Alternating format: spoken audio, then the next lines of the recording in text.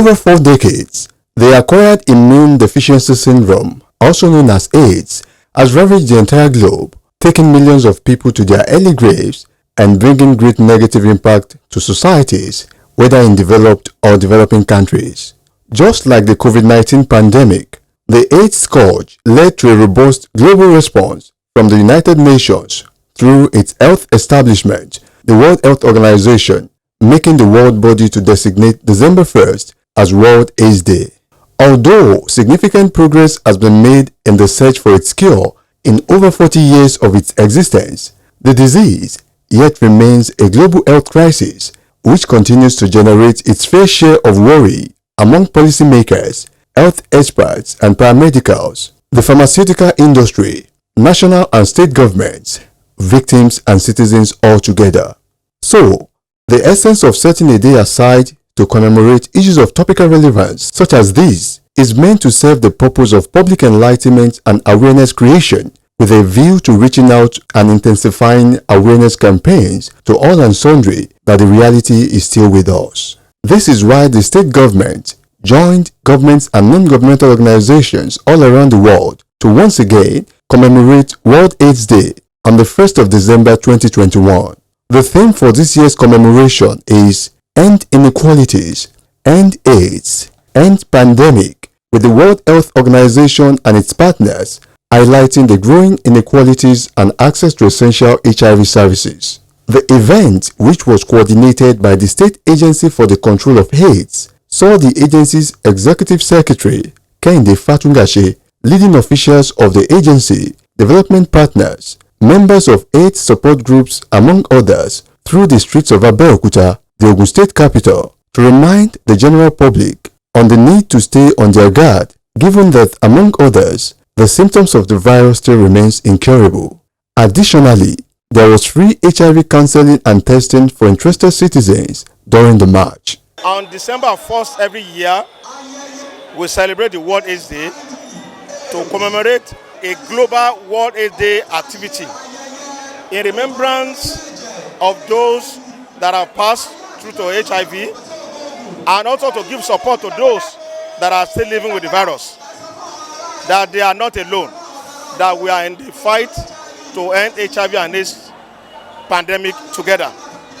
And this year, the theme for this year is End AIDS, End Pandemic, and End Inequalities.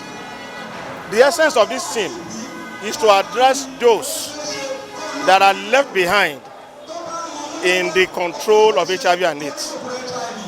We are celebrating the 40th year of HIV in the entire world. Based on the assessment, we realize that some people are being left behind in this fight to end HIV and AIDS. And the essence of this is for us to address this group and to let them understand that we solicit with them and we are in this fight together. And who are this group? This group are our key populations. They are those that we call MSM, men having sex with men, our PWID, people with injectable drugs, and our FSW, female sex workers. These happen to be the key populations where the outbreak of HIV started from. And since then, they have been neglected and they have not been taken care of. And that is the essence for the inequality. And we are using this year's celebration to address this inequality and to give them support that we are together. One of those who participated in the march is BC Dedeke, a chief consultant pediatrician at the Federal Medical Center, Abeokuta, who sheds light on steps taken to reduce chances of HIVs in babies, one of the greatest concerns among those in the fight against the disease. It is important that a mother knows her status, and it is better for her to know her status before she gets pregnant, because children can have HIV babies when the mother is pregnant, at the point of birth, or when the baby is breastfeeding. So it is very important that a woman knows her status before she gets pregnant, so that she does not transfer the virus to her baby while the baby is in the tummy. But it is also important that we have facilities for people to have their diagnosis made when they are doing antenatal care. A lot of people don't afford themselves this opportunity. When you screen as a pregnant mother, It gives you an opportunity to know your status and be alive to take care of your child so that you can be on drugs. The drug is free. Any woman that is brought to the hospital in labor or in pregnancy will have an emergency test done. And if that emergency test is positive, we start prevention from that moment. We put the woman on drug, we prevent the baby from having it by ensuring that the woman takes her drug very well. As soon as the baby is born, we classify the baby. Is it an high-risk baby or a low-risk baby? This kind of setting is likely to be high risk. We put the child on drug. When the child has the drug, we prevent the child from having the infection. And we also ensure that she breastfeeds our baby only, not adding any other feed. And then we do the test at appropriate time. Apart from babies, children are also vulnerable to HIV/AIDS, especially those whose parents are victims of the deadly disease. The chief consultant and the focal person for pediatric HIV/AIDS, Federal Medical Center, Abeokuta, Dr. Mojisola Ogundeyi, elaborates more on this. There are two things that we do. Number one, the mother must first know her status. But some women, they don't know their status. Some of these children are brought to us when their mother is late, after the mother is dead. And we now do the test for the child, and the child is now positive. If the child is now positive, what do we need to do? Our aim now is that this disease, we don't want it to affect the child's growth. We don't want it to affect the child's social life. We don't want the child to affect the child's educational level. So we want to bring the virus level in that child to minimal bearers level. There are also drugs for children that are positive. So when they come to our clinic, we approach it in so many ways. Number one, we take care of their drugs. And what do? There are free drugs for these children to be taken to reduce the virus level into the level. Then we also have the nutritional support for them, because we know that when they have HIV, it's going to affect their growth. So we have nutritional support for them. We teach their caregiver what to do, what to give them, and what is available around them. So as these children are growing old, once they reach certain age, at around the age of 10 years, we want them to know their status so that they will not transmit this disease to their colleagues at school. Even at a younger age, we let them know. Don't share sharp objects. Don't use blade to sharpen your pencil and all the rest. We teach them, don't share brush, don't share sharp objects, but they can sit together. They can go to class together and all the rest. From the age of 10 years, we keep on counseling them. We educate them. Some of them are even here today that we know them, they've been diagnosed when they are babies, when they are less than 1 year. We have some of them, they are 20 years, say 24 years. We have about 3 or 4 years. We have some of them there. We have some of them that even they are married and they have children that are HIV negative. Meanwhile, a press conference had been organized by the State Agency for the Control of AIDS to intimate the world on efforts by the state government towards combating AIDS within the polity. Kehinde Fatungashe is the agency's executive secretary. The epidemic not only affects the health of individuals, it also impacts on household. And that is why we said that if you are not infected, we are affected. It impacts on household, on our communities, and the development and economic growth of any nation. But there has been a lot of global commitment to stopping the new infection and ensuring that everyone with HIV have access to HIV treatment. Now, let's come back to our state, the gateway state. The first case of HIV and AIDS in Ogun State was reported in 1990. And 1999, when the first HIV and AIDS zero prevalence survey was done, then we had a prevalence of 2.5%. When you look at this slide critically, you will see that when we started, we were around 2.5%. And where are we now? We are 1.6%. And 2016, we were around 2.9%.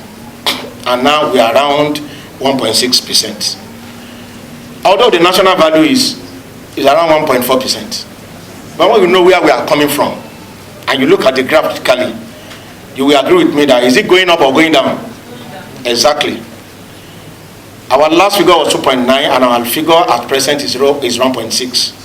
And I know that a lot of things have been done between that time and now, that we can say that a matter of time, the prevalence will drop. He also took questions on concerns raised by members of the press regarding the pandemic. Having gone through your presentation, and you said that Osaka is working in rural areas, but I've read in reports that people from Benue State, that the HIV is very prevalent in that place. And I've seen the influx of these people from this part of the country into our rural areas. They are farmers. I've done pastoral work in the rural area, and I've seen them. And these people are promiscuous. Their population, what is your agency doing to monitor the influx of these people into the state? What we do is that is what we call corridor screening. I know we normally do a lot between Lagos State and our state, especially our boundaries. We do regular screening, and they put facility around those areas where the positive cases are referred to for ART. Now, there is no way you can tell somebody not to move to one area. The best thing we can do is to hype our prevention activities. Our media in those communities, how to tell them how to spread it, how not to spread it. As far as Abeokuta is concerned, we have a lot of hotels and brotels. Do you have any collaboration? In terms of this brothel, I'm sure that as far as SACA is concerned and the state government is concerned, we will visit them on a regular basis. We put condoms in those places for free, and there are some of them in the support group. We have a support group. The positive clients among them in the support group, they serve as ambassador in spreading the message. There is no way we are going to be everywhere. Our population is expanding on a daily basis. But what we can do to make sure that prevalence is kept at a low level is to hype our media. Not only the electronic, not only the print, but the local one. When we have to sit down on the tree, call the community leaders, ring the bell, talk to our people. This is what we encourage our volunteers to do in most of these communities. It comes at a zero cost. Everything cannot be done with money. It comes at a zero cost. During your presentation, you said you are engaging in aggressive testing of rural communities. I want to know specifically, sir, what is the capacity of this testing? That is, how many people do you test per month or per year? Now, when we enter the community, you cannot force them to do it. You can only encourage them that we are not there, we are not here to harm you. We are here to help you. It's a matter of time. You see, it's a spectrum from active rejection to active participation. That spectrum involves a lot of orientation. It involves a lot of talk. It's not that it just happened in a single day. So the peak of that spectrum is reinforcement. We don't have to go and sleep. We have to keep telling them over the time. In a matter of time, you don't need to spend so much effort in telling them what to do next. Because this is what they have been hearing over time, they get to do it. The issue of TBA, how often do you meet with this birth attendant? How often? Our TBAs, they are linked to our respective facilities in the different LGAs. It's not that we see them every day. We don't. But because they have been trained and they have their own clinic days for pregnant mothers, they will take HTS to them. They will test them. We have made them to understand that we are not here to take their job. We are here to make sure that everybody is fine. And as a matter of time, they have registered with the state government. They have registered. They have their association. And they now know that we are on the same page. Unlike before, they think we are coming to take their job away from them. Yes, that is active resistance. We are past that stage now. They now know that what we are doing is for their own good. Any positive cases, they call the LACA managers in their respective LGAs. They link them to facilities where they get the drugs. Recently, in Ogun State, secondary school, the disturbing reports about young girls and young guys. So what are you doing so that they will not? That secondary school is very, very disturbing. It is making us to wake up from our slumber. That is what we call family life education. We normally do it in secondary school before. FLHE. I'm sure most of us must have heard about FLHE. This is what we normally do before. But we have gone to sleep. We are meeting the Ministry of Education. They are part of our line ministries that we discussed. We are meeting them. We are sitting together and we are looking at how we can revitalize a lot of these programs that we are doing before. Mrs. Ronke Adeoye, the Southwest Coordinator of the National Agency for the Control of AIDS, was on ground among other partners, and they charged the state government to strive to attain more successes in the struggle against the disease. When you talk about ending inequality, a recent study that we had shows that transmission is still ongoing every minute, every second, especially among children, mother-to-child transmission. There was a study that was recently disseminated called the Mode of Transmission Studies. It shows that the children are also, we are still having positive children born to positive mothers in our country.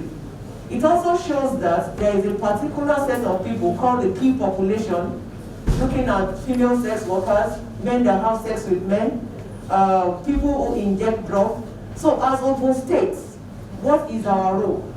We need to begin to look at this set of people, this population. Where are they located? How can we make provision for them?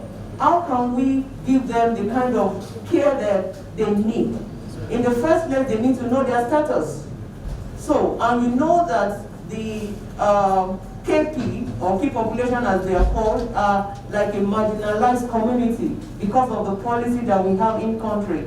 But how, if they are the ones driving our epidemic, what do we want to do as a state? Because I think it's important for Ogun State to look inward to see what exactly is driving the epidemic in this state. And also there's another set of population called the unmarried individual. This group are the adolescents and the youths. Where are they located? How can we properly situate them? What kind of intervention can we do to make sure that we target them and they reduce the risk of new infection?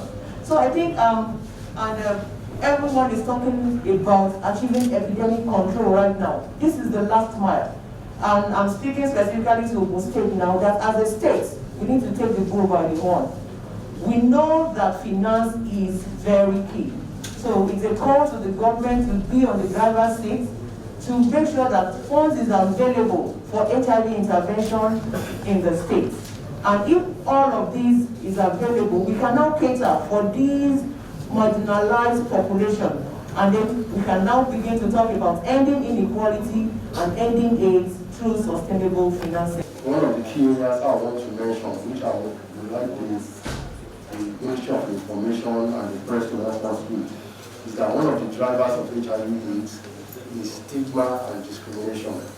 That is when we stigmatize those people living with HIV/AIDS. And when we do that, we drive the pandemic, the transmission to continue. Because people are afraid to come out, and therefore they continue in the society spreading the virus. So we want to encourage people that we want stigmatization and discrimination to reduce or to stop completely in our state, because we already know the mode of transmission. So sitting near somebody, working with somebody with HIV will not transmit the virus. Also, we want to encourage our people because now HIV/AIDS is now a chronic disease. And one of the problems with chronic disease is sustaining treatment. After some years, especially those people that are stable, no symptoms, no ill health, it is now difficult for them to continue using their drugs, to continue coming to the clinic. And this is what's up in the children and adolescents. A child that is born with HIV/AIDS, when the child gets to 5, 6, 7 years old, they start wondering, why should I go to hospital? Why should I take drugs when my other mates in the class don't take drugs? So these are some of the challenges that we have to come to encourage these people and to still help them more in whichever way, information and even finance. The network of people living with AIDS is a support group of survivors, and we caught up with some of their members. I employ all the people in Ogun State, both women, men, children, and adolescents, that they should come out and do their tests to know their status, because this HIV is not killing. It's not a killable disease. Thank God that God make it easy for us, because since I've been using my drug, there's nothing happened to me. I'm well okay, and there's nothing happened. Everybody should come out and do the test to know their own status at the Federal Medical Center, Jaba. That is where I'm taking my own drugs. Came there, whenever you go for the test, after the test, they put you on drugs, started using your drugs. It's free. My advice to the people is that they should come outside and know your status. It's when you know your status, you know how healthy you are living. But without knowing your status, you can't know how good and how you are. So then after you are confirmed it, does not mean that it's death sentences for you. Being on drug will be looking fine and good.